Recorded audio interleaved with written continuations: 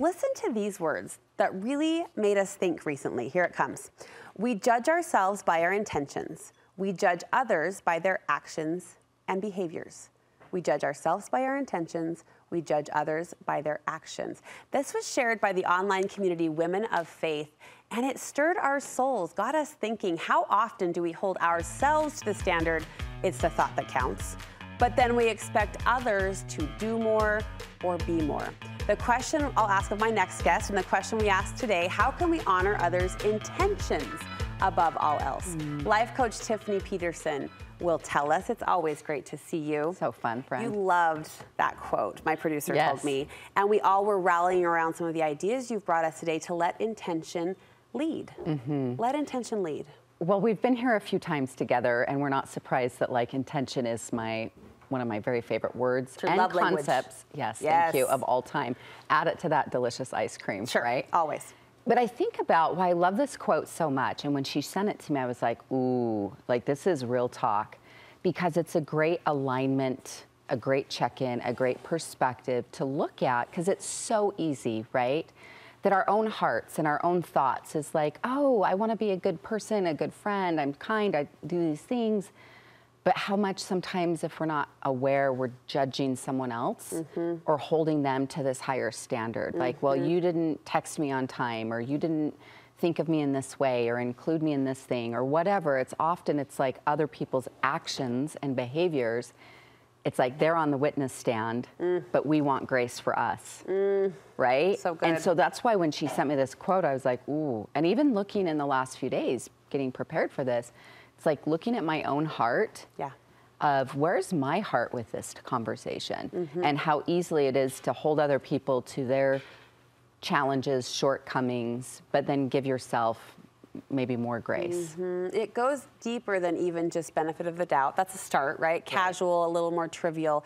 This idea of assuming best intention, what can that do for a relationship, Tiffany, or what can that do for a connection when you really are giving someone that grace that you described? Well, this is a layered topic, right? So we're just aware, and relationships, they are the juice of life, meaning the juice like the joy and the richness, but they also can be the source of our deepest pain and hurts and wounds. And so with just a lot of tenderness, I think we have this conversation.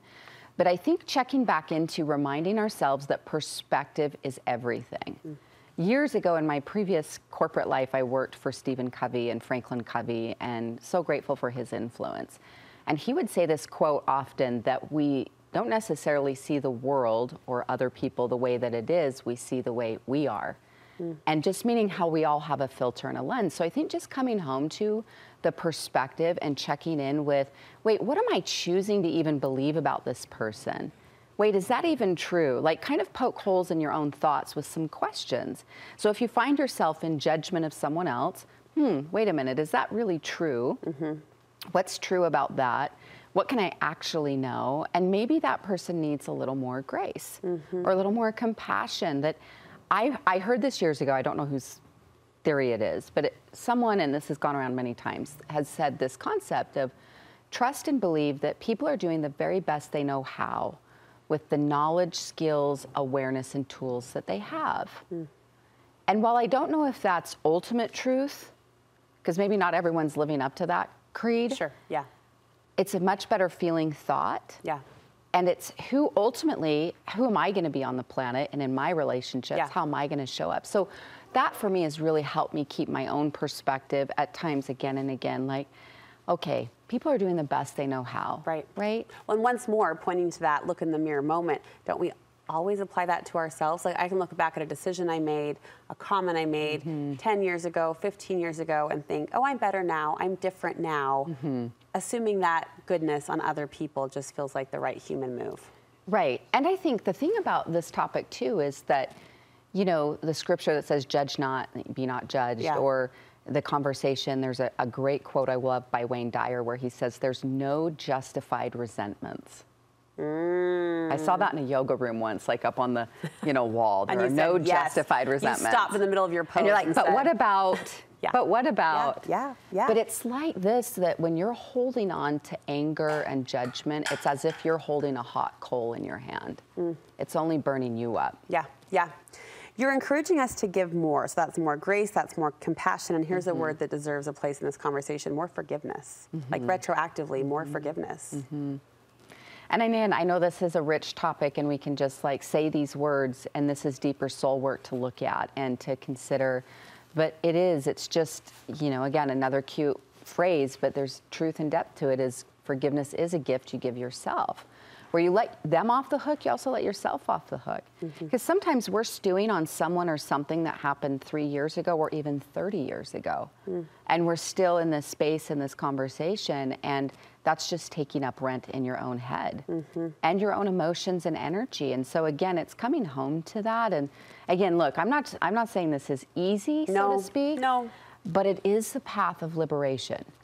And in all the coaching work that I do, what everyone has in common that we're working on, if we're working on this project, this thing, that thing, you know what everyone wants is more inner peace and inner freedom. And forgiveness is a path to liberation. A path to liberation, that's Isn't amazing. it? It's like, okay, it's a releasing and a cleansing. And that may mean there's certain relationships that aren't back in your life. Yeah. There's healthy boundaries. Sure. But the reality of choosing to say, I don't want to carry that heavy sludge around anymore. That story, that heaviness, it really is liberation. And finally, 30 seconds, you want to point out we can only control how we show up. Ultimately, this is a we move. It's an I move. Listen, this, for me, especially in my life, the last several years, we can only control how we show up. It's so true. It's a North Star for me, because you can't control other people. Right. Even if you're the kindest, most Mother Teresa soul saint on the planet, other people and their choices, their words, their actions, and their stuff. But that's where it comes home, is your power is truly in how am I going to be? And I want to be this kind of love, this kind of light, this kind of person, and this kind of experience for me. That's the only thing we control. I am going to be thinking on this for Me a too. minute. This was a good one. Path to liberation. Thank you. I'll think of you, and I hear that as well. Where can we get more from you, sister? You can find me online at Tiff Peterson at Instagram or TiffanySpeaks.com. We'll link you over to both from our Thanks. website. Thank you. Thank you for making us think.